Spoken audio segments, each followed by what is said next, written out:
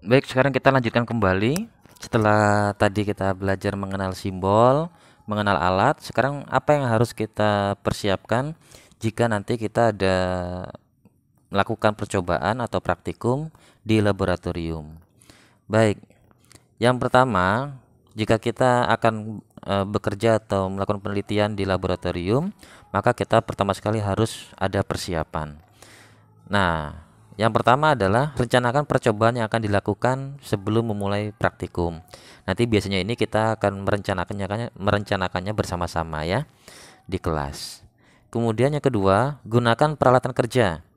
Ada kacamata, jas, sarung tangan, dan sepatu tertutup. Ini adalah standar sebenarnya di dalam laboratorium. Yang ketiga, bagi wanita yang berambut panjang, mungkin tidak pakai jilbab, diharuskan mengikat rambut. Jadi rambutnya diikat supaya tidak mengganggu proses nanti ketika praktikum. Yang keempat, hal yang paling dilarang adalah dilarang makan, minum, dan merokok. Ingat, tadi di laboratorium banyak bahan-bahan yang berbahaya. Jadi kalau seandainya kita sudah memegang bahan kimia, terus kita makan atau minum, khawatirnya ada makan atau ada bahan kimia yang kita makan atau ikut termakan atau terminum. Kalau merokok ini jelas ya, jangan sampai dilakukan di laboratorium. Yang kelima, kita harus selalu senantiasa menjaga kebersihan meja praktikum dan lingkungan laboratorium. Maksudnya berarti setelah kita nanti selesai mengerjakan praktikum, kita harus membersihkan kembali meja dan lingkungan di sekitar laboratorium.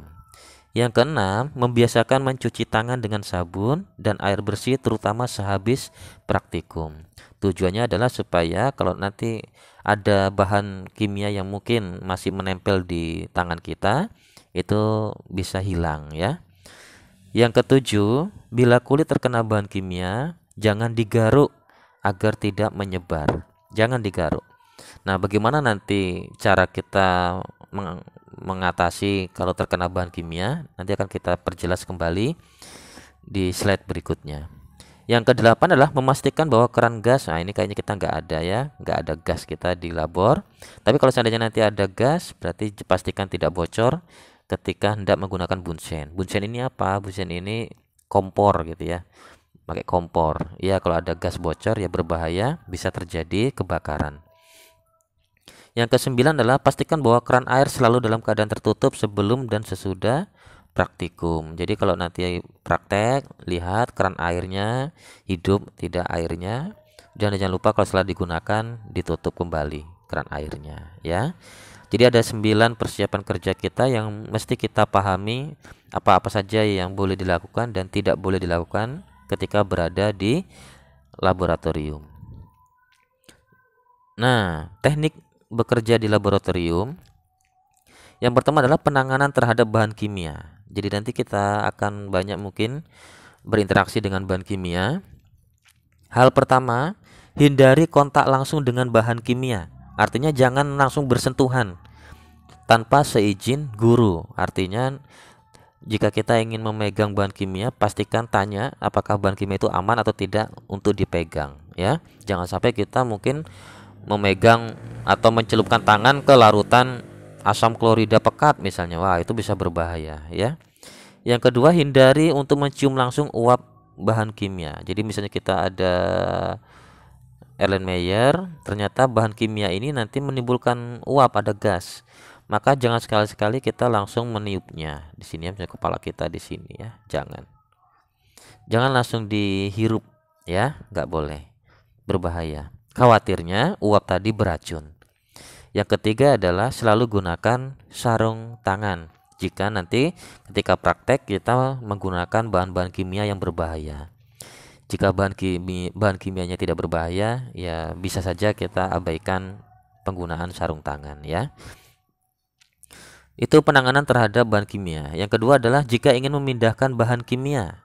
Nah, pertama sekali baca dulu label bahan kimianya. Betul nggak yang mau kita pindahkan itu sesuai dengan yang seharusnya? Jangan-jangan ada dua wadah, yang satunya HCl, satu NaOH misal. Yang diminta adalah pindahkan NaOH. Ternyata kita karena lupa membaca, yang terbawa adalah HCl. Bisa berbahaya. Yang kedua, pindahkan sesuai dengan jumlah yang diperlukan. Jangan dibawa semua. Karena nanti misalnya bahannya banyak, tentu itu digunakan untuk banyak kelompok. Kalau nanti kita pindahkan semua, kita bawa semua, nanti bisa terjadi perang dunia ketiga ya. Yang ketiga, tidak menggunakan secara berlebihan. Gunakan sesuai dengan keperluan. Yang keempat, jika ada sisa, jangan mengembalikan bahan kimia ke dalam botol semula. Jadi misalnya kita punya bahan kimia, sudah kita pindahkan ke dalam tabung reaksi, ternyata berlebih, misalnya butuhnya hanya 1 mili, ternyata keambil 3 mili misalnya. Maka yang sisanya ini silakan dibuang saja ya. Kenapa? Karena dikhawatirkan kalau kita masukkan kembali ke sini, itu nanti terjadi kontaminasi, mana tahu ternyata tabung reaksinya itu tidak bersih ya. Yang kelima, gunakan alat yang tidak bersifat korosif. Maaf. Gunakan alat yang tidak bersifat korosif. Artinya tidak menyebabkan perkaratan, atau berarti hindari alat yang terbuat dari besi. Makanya tadi kita bisa lihat bersama alat-alat kita itu kebanyakan terbuat dari kaca ya. Artinya untuk menghindari terjadinya perkaratan atau korosif. Yang keenam, untuk bahan kimia cair, pindahkan secara hati-hati agar tidak tumpah. Ya tahu sendiri resikonya ya. Kalau tumpah kena kaki, ya resiko ditanggung sendiri. Nah, ini dia. Apa yang kita lakukan jika terkena bahan kimia?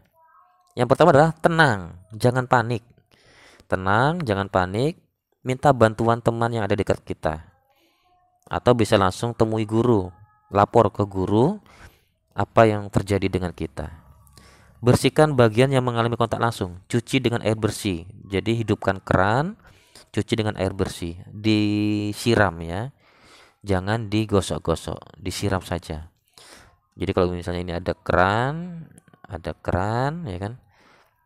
Nah, jadi airnya biarkan air mengalir. Tangan kita letakkan di bawah keran ya. Oke, ini kerannya ya.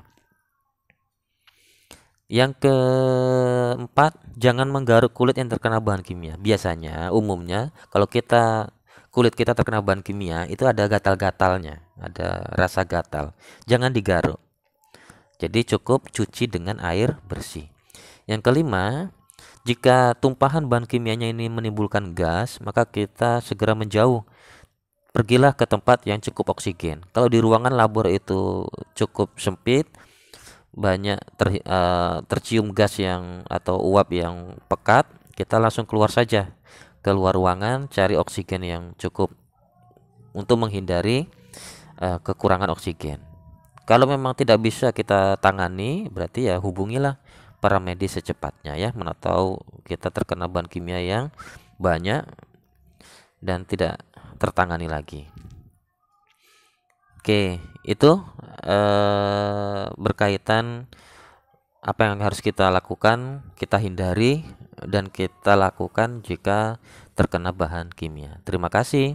Assalamualaikum warahmatullahi wabarakatuh. Silakan dicatat ya.